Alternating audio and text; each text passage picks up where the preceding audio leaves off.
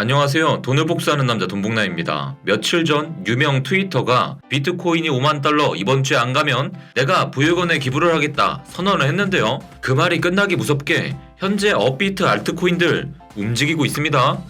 이번 주 한번 지켜봐야 되겠네요. 오늘 브리핑도 정말 핵심적인 내용들이 많으니 집중해서 들어주세요. 법정 세기시 기준으로 어제 오후 12시 46분에 큰 규모의 트랜잭션이 포착됐습니다.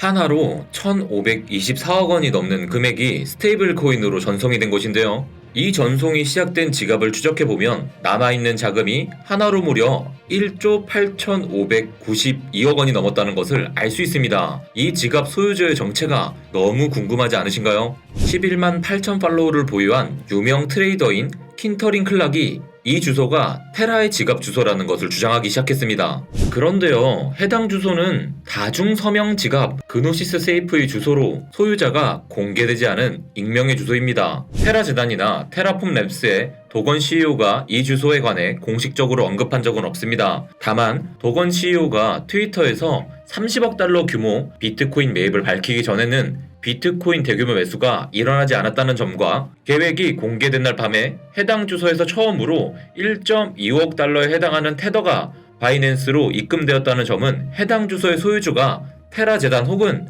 테라폼 랩스 CEO일 가능성을 뒷받침하는 근거로 언급되고 있습니다. 이 지갑에서 이런 출금이 발생했을 때는 이틀 전인데요. 당시 트랜잭션을 자세히 살펴보면 협정 세계시로 3월 22일 오전 12시 43분이었고 한국 시간으로는 3월 22일 오전 9시 43분이었습니다. 비트코인 1시간 차트에서 해당 시간을 살펴보면 이후에 바로 거래량을 수반한 급등이 나왔다는 것을 알 수 있습니다.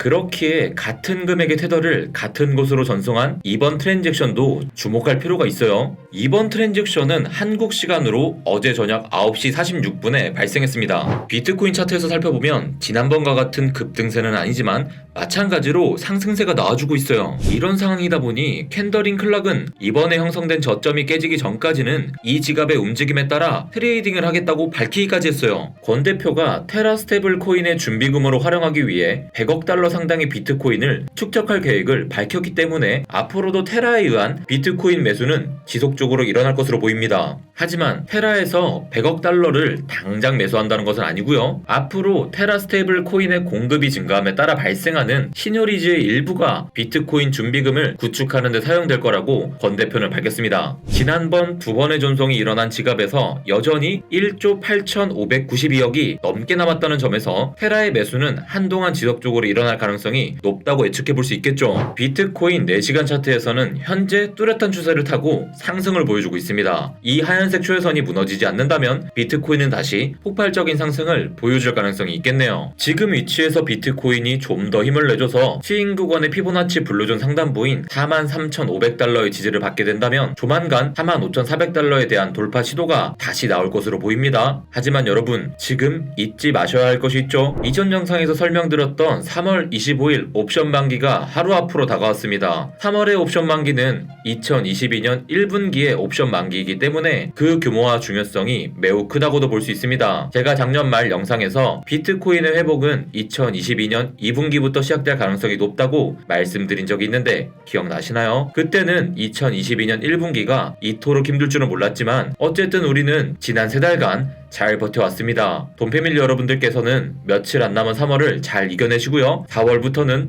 웃는 일이 더 많아졌으면 좋겠습니다. 제가 긍정적인 기사를 몇 개 갖고 와봤습니다. 사진의 이 아저씨는 미국 플로리다주 론 드센티스의 주지사인데요. 이분이 어제 기업이 암호화폐를 사용해 세금을 납부할 수 있도록 노력하고 있다고 발표하셨습니다.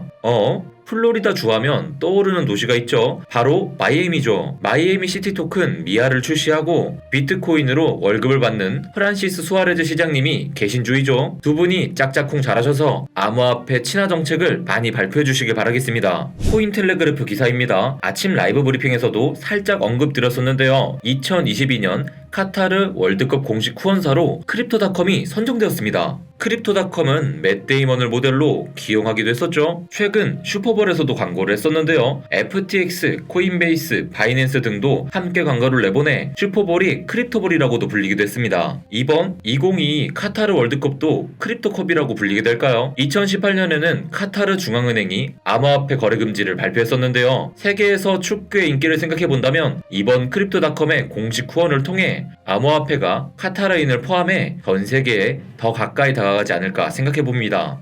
온갖 공포를 조장하며 당장이라도 무너질 것처럼 겁을 주던 비트의 무빙에 도망쳐 하며 시장에서 떠나갔던 사람들이 시장이 또 회복세를 보이니 다시 하나둘 돌아오는 것이 눈에 보이는데요. 우리 돈패밀리 분들은 하루하루 흔들림에 일희일비하지 마시고요. 여러분들이 투심을 잘 잡으실 수 있도록 곁에 있겠습니다. 제가 여러분들에게 약속 드릴 수 있는 거 많지 않습니다. 항상 열심히 묵묵하게 겸손하게 일하겠습니다. 모든 돈패밀리 분들이 돈복사하는 그날까지 돈복남은 달려가 볼게요. 그럼 내일 라이브 방송에서 만나요. 안녕. 속보입니다. 이 영상을 녹화하는 중에 올라온 고래의 경고입니다. 지금 화면에 보이시는 달러 상당의 테더가 익명의 지갑으로부터 바이낸스로 이체되었다고 하는데요. 과연 누구일까요? 돈패밀리 분들은 이제 짐작이 좀 가시겠죠? 바로 이 주소인데요. 테라가 추정되는 그 주소입니다. 물론 지난번에 그랬다고 해서 이번에도 이것 때문에 급등이 나오리라는 법은 없습니다. 하지만 돈패밀리 여러분들은 이런 정보를 어떻게 해석해야 할지 점점 더 잘 아실 거라고 생각합니다. 그렇다고 이런 디테일까지 여러분들이 매번 확인해야 할 필요는 없겠죠. 여러분들은 현업에 집중하시길 바랍니다. 저는 언제나처럼 시장을 이렇게 매의 눈으로 계속해서 감시하면서 여러분들께 브리핑 드리도록 하겠습니다.